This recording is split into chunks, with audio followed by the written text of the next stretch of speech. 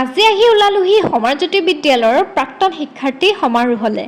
আহিয়ে দেখিলোঁ অতীত মধুৰ সুমধুৰ এই ছিগনেচাৰ বৰ্ডখনত সকলোৱে নিজৰ নিজৰ মেমৰিবোৰ লিপিবদ্ধ কৰি গৈছে। আজিলৈ দীঘল চাইনটোৰে কাম চলাই আহিছোঁ, গতিকে ময়ো মোৰ টেলেণ্ট দেখুৱাই 30 চেণ্টিমিটাৰ এটা দীঘলীয়া ছিগনেচাৰ এৰি থৈ আহিলোঁ।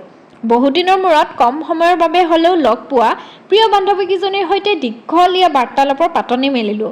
এই বিদ্যালয়তে শেষবাৰৰ বাবে বন্ধ হৈ গৈছিল হাজিৰা বহীখন। হয়তো বিদ্যালয়ৰ এটা কোণত পৰি আছে।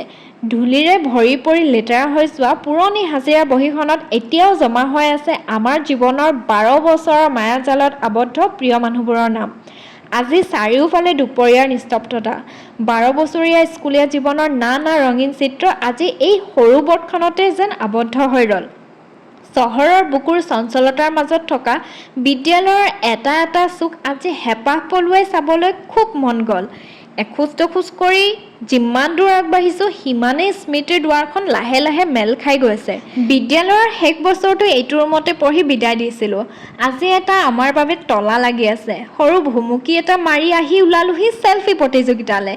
গতিকে আমিও দেৰি নকৰি 2-এখন ফটো ল'লোহি। এইবাৰ আহিলোহি খাবলৈ। ৰাতিপুৱাই ওলাই অহা ফূৰ্তিতে একো এটাকে নাখালোঁ ঘৰত। গতিকে এতিয়া খাবলৈ আহোঁতে দেখিলোঁ নানান ধুনীয়া ধুনীয়া চিত্ৰ কিছুমান মানুহৰ দৃষ্টি আকৰ্ষণ হোৱাকৈ বাহিৰত থৈ দিছে। এইদৰে ৰাতিৰ 9টা বাজিল। কিছুমান সাংস্কৃতিক অনুষ্ঠানে আজিৰ সভাখন ধুনীয়াকৈ সমাপ্ত হ'ল আৰু আমিও ঘৰমুৱা হ'লোঁ। বাই। ৰ'ব তাৰ আগতে মই এই সাংস্কৃতিক অনুষ্ঠানত এটা ফেশ্বন শ্ব'ত আগভাগ লৈছিলোঁ, গতিকে তাৰে অকণমান দৃশ্য আপোনালোকক আগবঢ়াই দিলোঁ।